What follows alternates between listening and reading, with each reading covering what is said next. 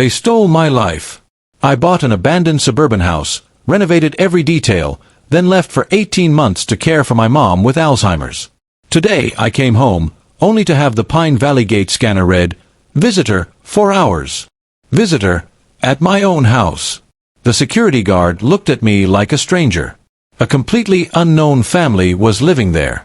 They'd changed the locks, taken over everything, and now claimed I was the intruder. How is this even possible? I've faced weird situations in my 52 years, but standing outside my own house while someone presents police evidence proving she lives there, that was new.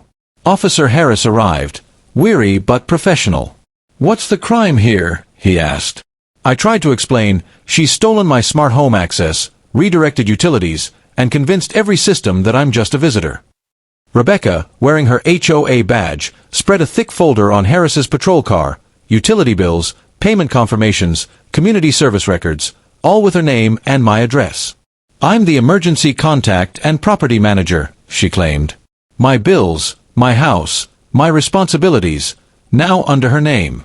Harris examined the documents, 18 months of proof that Rebecca Robinson had control over everything. My phone buzzed. Mom at Sunny Meadows. Her 84th birthday. I promised to call first thing, but I was stuck in my own driveway, explaining to a cop that my house was stolen. "I love you, Mom," I whispered before hanging up. Harris compared my license to Rebecca's documents. Late fees were $1,247, and services threatened disconnection. "Civil dispute," he said. "Contact your attorney." Alone, I noticed a chilling detail, a Ring doorbell at 245, Maple Drive, same model, same crooked angle as mine. Live feed registered to my account, but pointing at someone else's porch, recording for 4 months. Checking the Pine Valley app revealed the final horror. Rebecca had resident access. She drove through the community gate that morning with a key fob, and apparently had her own key to my house for months. The next morning, in a cheap motel, I discovered she'd taken over my digital life. Internet terminated, emails inaccessible. At Grind Coffee, the barista showed me social media posts. Rebecca had been systematically inserting herself into residents' lives, customized gift baskets, questionnaires, photos everywhere, months of manipulation. The depth of this hit me. She wasn't just living in my house. She was living my life. It took research, planning, and coordination that went far beyond friendly neighbor gestures. The real blow came when Mia showed me a screenshot from the Pine Valley Community app, a group chat I'd never seen called Security Alert, Verify Before Engaging. It read, "Confused individual claiming property ownership on Maple Drive. Please confirm any interactions with Jeffrey Turner before responding." 23 neighbors had already acknowledged it. My own community had become an alert system against me. I needed something normal, something that reminded me who I was before this nightmare. Mom's birthday cookies. She'd asked for snickerdoodles during our last clear conversation, and I wasn't going to fail her again. The grocery run should have been simple, but my debit card got declined. The bank said my account was flagged for unusual activity, multiple withdrawals, new late fees, and a 43-point credit drop. Bills I never saw, services I never canceled. Someone was systematically destroying my credit. I scraped enough cash for cheap ingredients, but next day shipping was impossible. Mom's cookies would be late again. As I loaded my car, I noticed a dark blue Honda Civic idling across the street, driver inside, watching. It followed me through every turn, 3 cars back, perfect surveillance distance. Rebecca wasn't just hijacking my digital life, she was tracking me in the real world. Every step, every attempt to stay sane, she already knew. When I reached the motel, the Honda passed without stopping. I told myself it wasn't paranoia, it was confirmation. Hope appeared where I least expected, aisle 7 of the Pine Valley grocery, between baking supplies and cereal. A woman approached, Angela Patterson. Mid-40s, practical haircut, confident tone. She said she'd seen what Rebecca was doing and wanted to help. She knew HOA rules inside out and guided me through the filing process step by step. For the first time in weeks, I felt a flicker of control, until her phone buzzed. A Venmo notification lit her screen. $4,800 from R. Robinson 247. Thanks for the help. Angela dismissed it like nothing happened and kept talking about deadlines. My stomach dropped. Rebecca had paid her, while she stood there pretending to save me. "Angela," I asked quietly, "what was that payment?" "Oh, bookkeeping," she said smoothly, never missing a beat. "I handle finances for several residents." It was too polished, too rehearsed. I was watching another performance in Rebecca's production. Her final line landed like a dagger. "Maybe try reaching out to Rebecca directly, see if you can work something out." Back at the motel, I built my case, every timestamp, every receipt, every message, submitted through Angela's system. It confirmed receipt. 47 hours later, rejection. The deadline window had been altered retroactively to mark my filing late. Appeals vanished into dead links. The network worked fine for everyone else. The block was only on me. While my legal case was being quietly dismantled by people pretending to help, I tried doing something normal. Baking Mom's snickerdoodles in the motel kitchenette. Improvising with a microwave and determination, I hoped to find some peace. But concentration was impossible while watching my rights disappear through bureaucratic trickery. The cookies burned, filling the room with smoke and failure. The community's verdict arrived through the Pine Valley app, a public poll disguised as policy. Should late filers get deadline extensions for HOA complaints? 89% voted no. Comments piled in, "Rules are rules, take responsibility." My neighbors had unknowingly endorsed my erasure. Then came the discovery that broke me. Checking my email settings, I saw every message to Angela, every thank you, every piece of evidence, had been auto-forwarded to an unknown address. The domain traced back to R. Robinson. Angela hadn't been helping me. She was feeding my every move to Rebecca. Every bit of advice she gave had been crafted to ensure I'd fail, completely and publicly. I'd handed my entire defense to my enemy and thanked her for the privilege. Have you ever trusted someone completely, only to realize they were part of the trap? Because what I uncovered next proved this conspiracy went deeper than I could imagine. Rage took over. At 6 a.m., I stood outside my own home, watching Rebecca move inside like she owned it. If the system ignored reason, maybe it would listen to truth painted in red.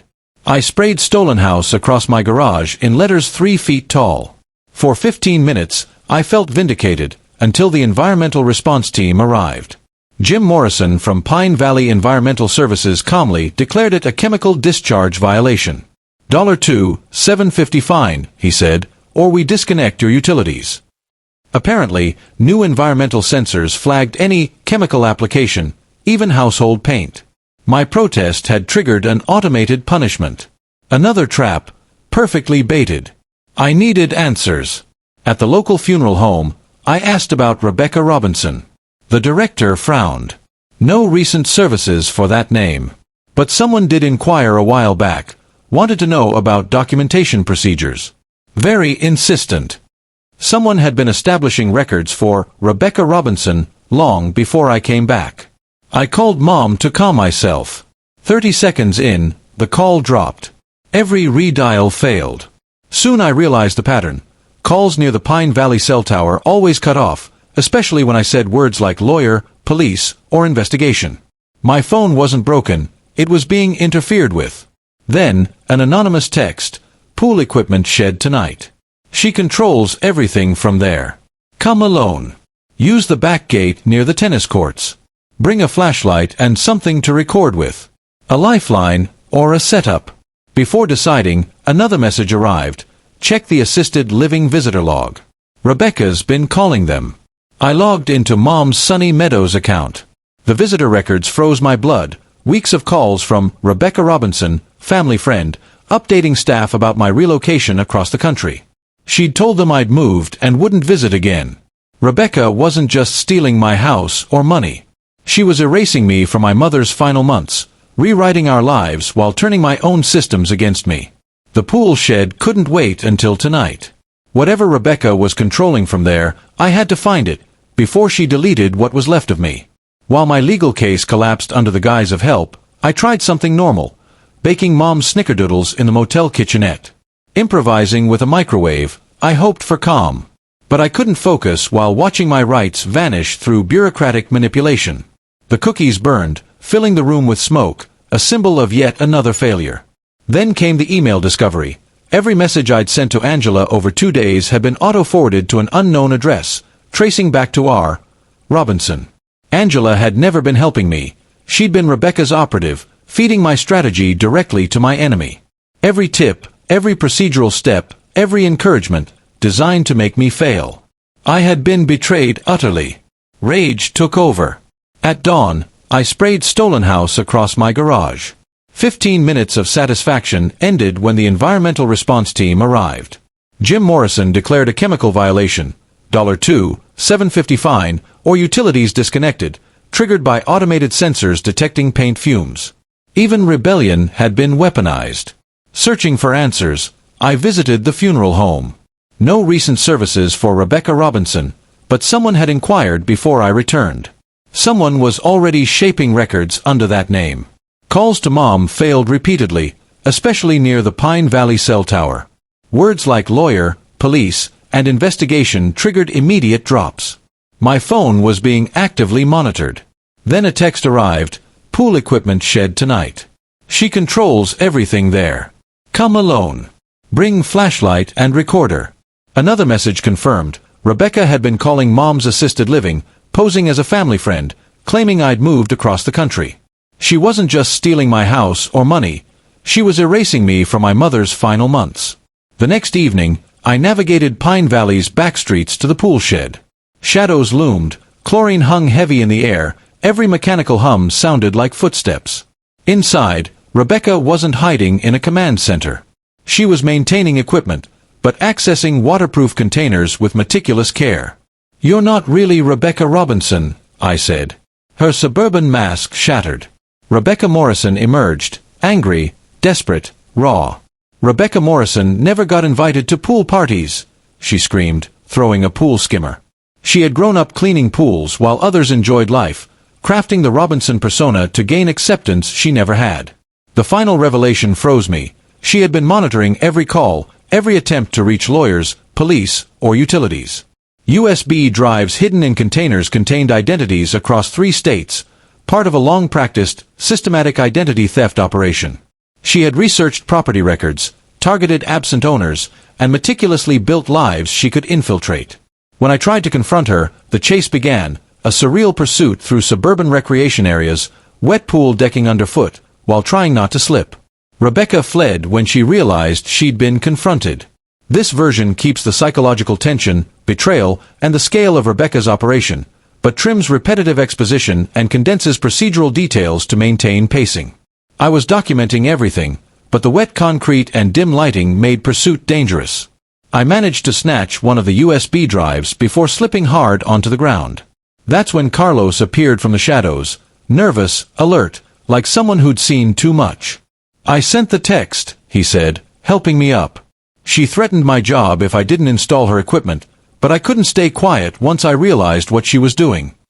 Carlos confessed that he'd helped Rebecca install her network, cell signal jammers, data routers, environmental sensors, believing they were for community upgrades. In reality, they were tools of control. Then he showed me his phone, and my world tilted. According to every record in Pine Valley, Jeffrey Turner died 6 months ago. There was a death certificate, obituary, and estate closure. Rebecca hadn't just stolen my home, she'd erased my legal existence. Every call, appeal, and document had failed because the system believed I was already dead. The next night, Carlos met me at the back gate, trembling but determined. He had a spare key and 2 hours before Rebecca's usual midnight visit. This time, we didn't hide, we documented. Inside the storage room, Carlos opened the main container, and the scale hit me like a punch. 47 USB drives, labeled by location, victim names, and timeline spanning 12 states and 8 years. Rebecca Morrison hadn't been stealing homes, she'd been stealing lives. Each drive contained full digital identities, financial records, property deeds, medical files, family contacts, enough to erase and replace real people. This was an organized identity theft operation disguised as HOA volunteer work. The final puzzle piece fell into place: my Ring doorbell. The relocated unit at House 245 was part of her surveillance web. She'd been using stolen security devices to spy on potential targets, tracking their habits, vulnerabilities, and absences. Carlos's documentation revealed network diagrams and interception protocols that looked more like intelligence schematics than suburban maintenance notes. Rebecca Morrison wasn't a con artist. She was running a private intelligence operation targeting ordinary people. As we copied files and photographed evidence, I couldn't help a grudging respect for the precision behind her cruelty. Multiple identities, synchronized across states, years of undetected infiltration, it was brilliant and monstrous at once. Then Rebecca appeared in the doorway, no longer defiant or composed, just broken. She sank onto a chemical container and spoke softly, her words trembling with exhaustion. "Nobody wanted Rebecca Morrison in foster care," she said. 16 homes in 12 years. You learn fast that people give up on you. I just wanted a place where someone would wave back." Her confession was raw and unsettling. In her mind, she hadn't been committing crimes, she'd been fixing abandoned lives. Paying bills. Maintaining homes. Keeping neighborhoods alive. She genuinely believed she was providing a service, not destroying people. That she'd destroyed those people's ability to reclaim their identities was something Rebecca seemed to have rationalized away completely. The sound of voices outside interrupted her breakdown, families arriving for the pool's late session. What had started as a private confrontation was about to go public. And I realized this was my chance to make sure the truth couldn't be buried again. Through the window, I saw neighbors setting up poolside, laughing, unaware they were about to witness the exposure of the biggest fraud Pine Valley had ever seen.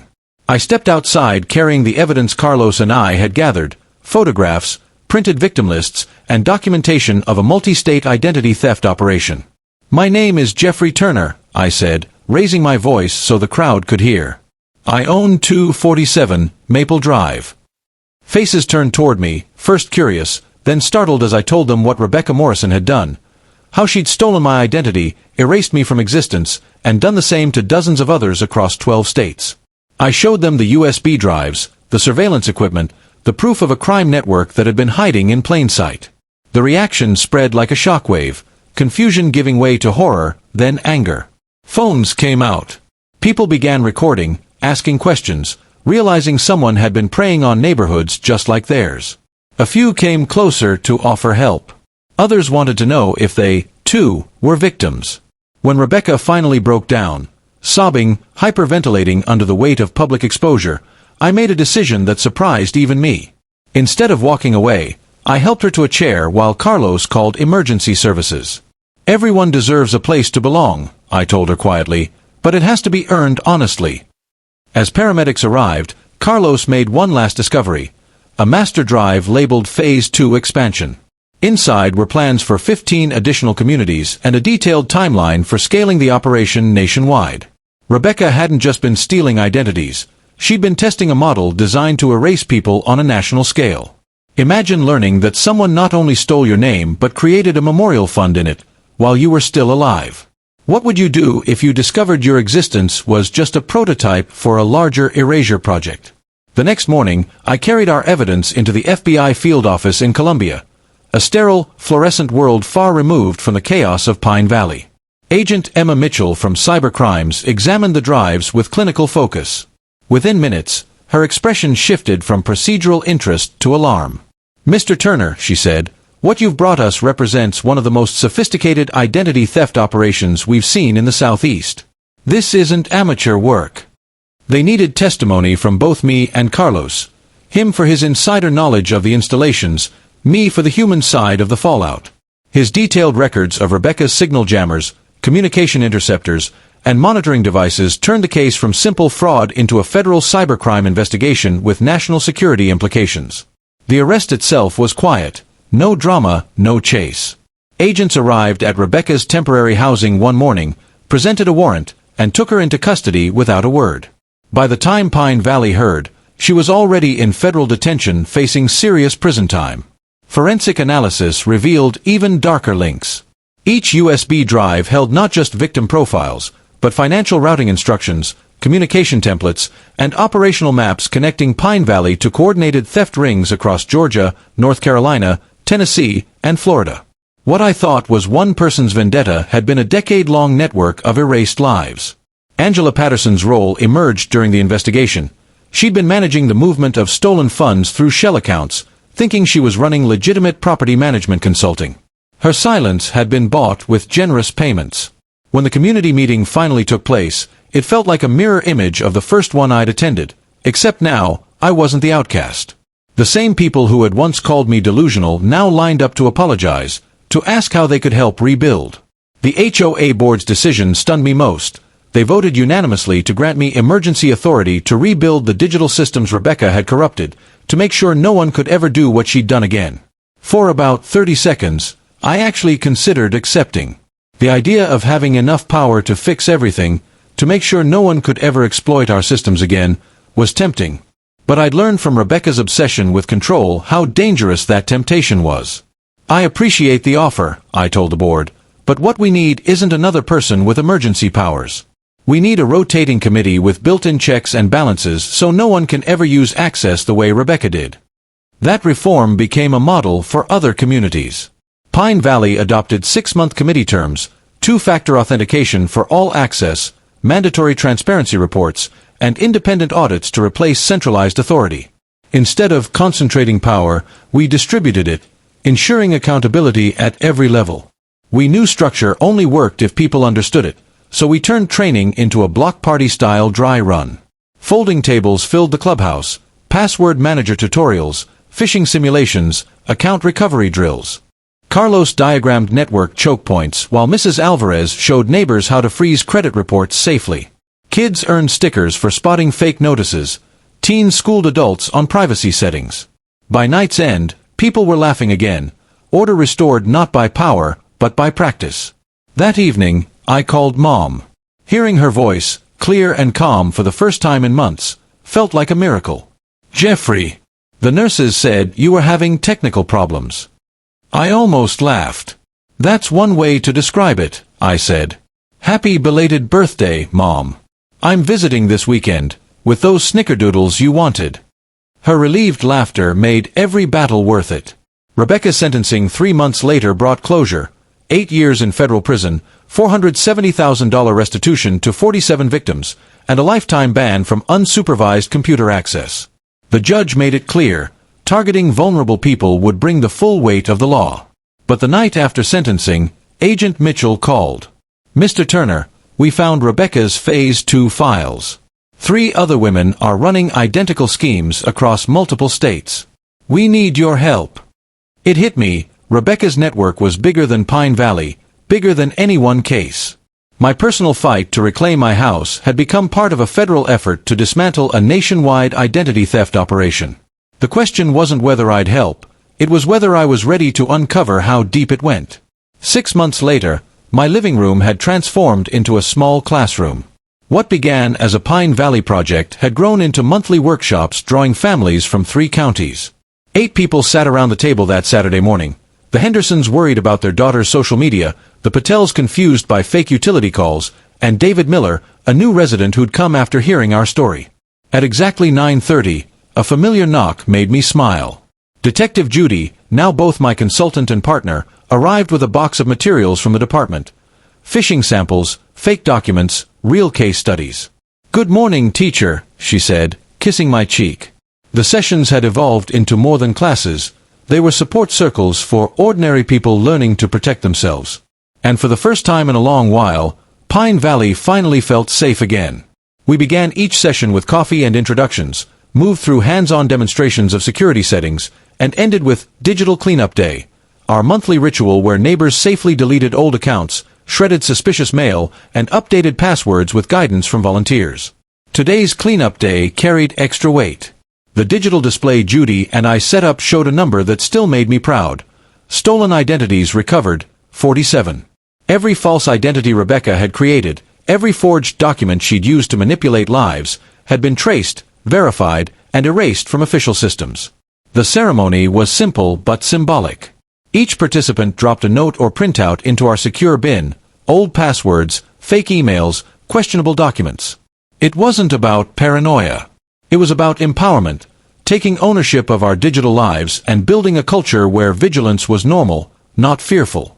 Between sessions, I kept a case file on the coffee table, not for theatrics, but to show that ordinary tools could uncover complex truths. We logged recoveries by hand, tracked which agencies actually helped, and built a small library of donated guides and plain language handouts. When someone arrived clutching bad news, we offered coffee, pens, and paper, something to do with their hands while they found their voice again. Healing looked like that: a table, a shredder, a bowl of peppermints, and a sign that read, "You are not imagining this, and you are not alone." The moment that always brought the room together came when I read updates from the Federal Correctional Facility in Atlanta. Rebecca Morrison's reports had become part of our education. The program here taught me there are honest ways to earn respect without stealing identities, she'd written. I want to become an IT consultant who helps people protect themselves from criminals like I used to be.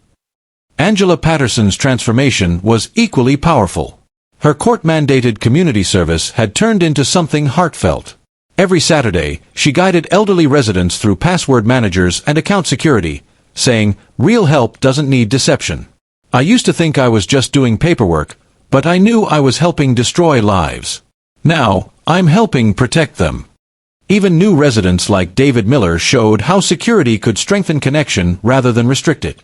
At first, I worried the background checks would feel invasive, he told the group. But they made me feel safer. Knowing everyone's been through the same process builds real trust. My closing message never changed. Technology should connect, not control. Our systems weren't about surveillance. They were about transparency and accountability, the foundation for genuine community. Real safety comes from people working together, not hiding from each other.